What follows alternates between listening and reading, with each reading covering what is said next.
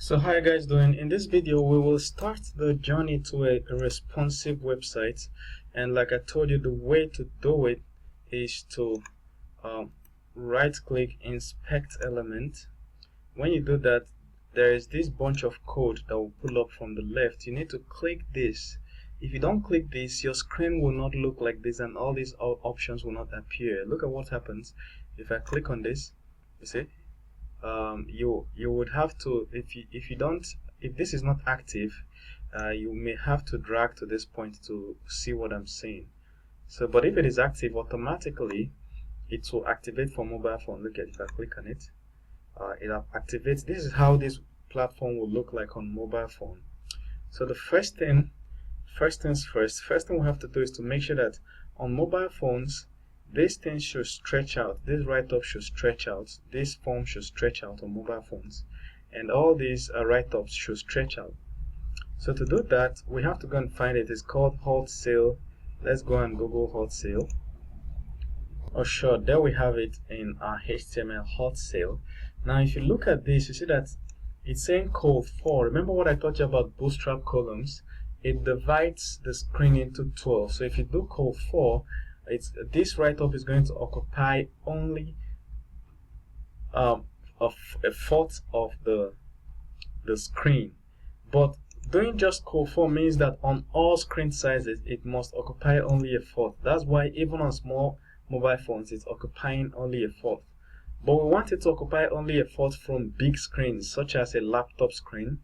So that's why we have to specify here. We have to specify MD, col MD4. So anything from col MD to LG, it will stretch out, but once it is on a lower screen size, anything from MD, which is laptop screen, to desktop to extra large, it's going to be occupying only 4. But then once it is on a lower screen size, it will stretch out. So let's go and see.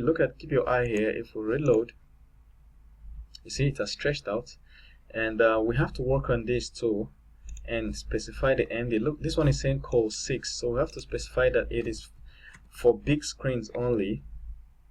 If we refresh, it has stretched out and we're good. So these ones we have to scroll down and specify for them too. So there we have the rows, row 1, row 2. So we have to col 1, we have to specify that it is col MD. It is 4 from the medium size screens, not just ordinary screens. For ordinary screens, they should probably stretch out. So let's see what this does. Exactly, see, they are stretched out. Exactly.